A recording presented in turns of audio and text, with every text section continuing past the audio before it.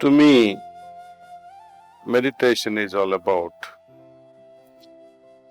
developing a 360-degree viewpoint.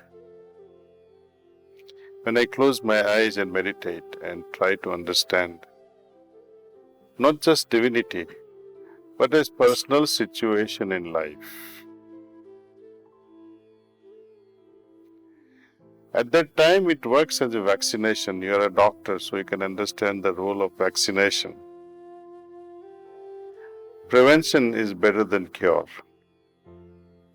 If my mind can understand what is going to come because of my behavior, or what I'm going to speak next to my spouse, and if you really do care about your relationship, you will keep quiet about what you're going to speak, even though it may be truth, but you will worry about your relationship than expressing the truth. So sometimes we have to bite the truth for the sake of relationships. And this understanding comes very deeply in a meditative mind. Meditative mind can deflect the issues before they occur. A foolish person, even when they have committed some mistake, they are not willing to even agree that I made a mistake. Little wiser person than this fool, even during the argument, he'll say, okay, he's slightly wiser, so he will say, moment he understands that this argument is not leading me anywhere, he'll keep quiet or maybe withdraw from such an argumentation. But the wisest of the lot, who is very intuitive and meditative, will say, I will not be part of this argument, and thus can save a relationship. See?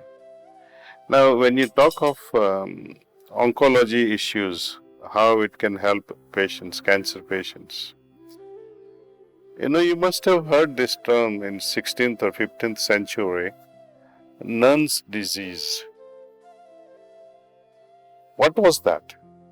You see, and why did they give this name, nun's disease? Because most of the people who had this tumor in the left breast were all nuns. Most of them, I would say 90% and more individuals were nuns with having left breast tumor. Now, I am not going to guess or hypothesize the reason behind development of the left breast side of tumor. There are many reasons. But one of them, to my understanding, is the emotional stress. Fighting with personal individual emotions, fighting with their individual need of sensual fulfillment which they resist. And that turns into some sort of a disease. And alternate medical therapists also do agree that people with stress may be expressed, maybe not expressed. Any stressful situation, anything that can produce anger and you bottle it up,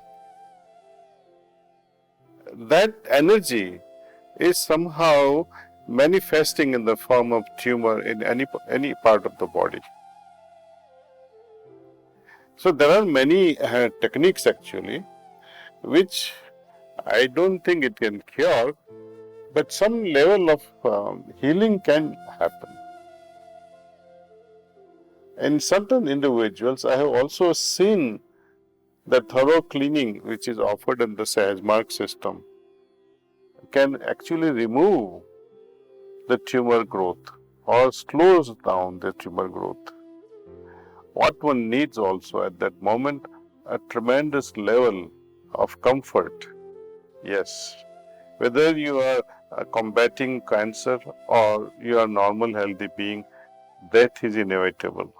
If not in 1 year, in 10 years. If not in 10 years, another 50 years. Death is inevitable.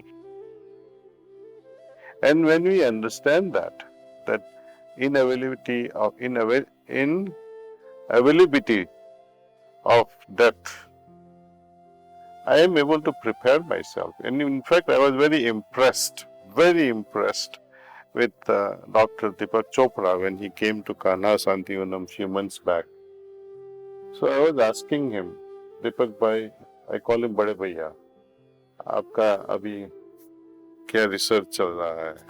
He says, I am done with my researches. I am done with writing books. I am done with preaching people. Now I am 75 years old. I am now heading towards Vanaprasthashram. I am preparing my next journey in life, death. I am preparing myself for death. Beautiful thing. How many of us have prepared for death? None of us. In fact, patients, cancer patients, terminal patients, hospice patients, we do sympathize. But if we can give this understanding from the heart, that it is inevitable. Now let's prepare ourselves. But, some people might misunderstand and say, you are so cruel.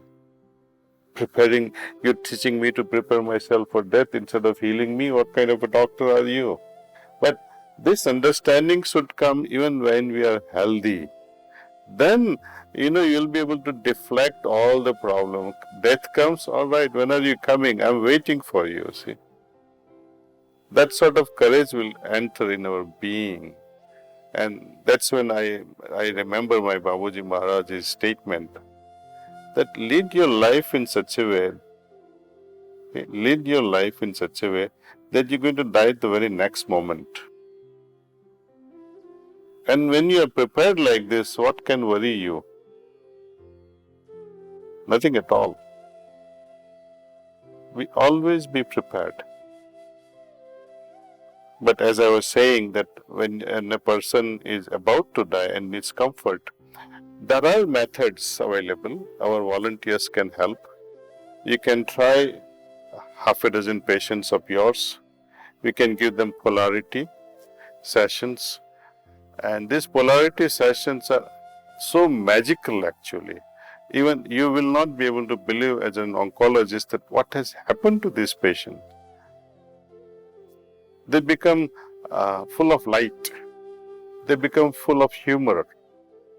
In just 2 or 3 sessions, you will be able to see this transformation only through polarity. They don't even have to meditate. Try this out and see.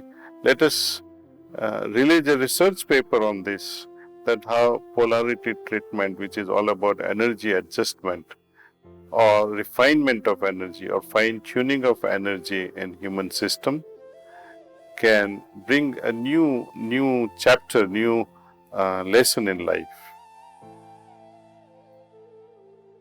Even normal people, when they undergo polarity, they feel they have gone back by 50-20 years. You feel so much of bubbling energy in you, so much of joy in you, having undergone this polarity treatment.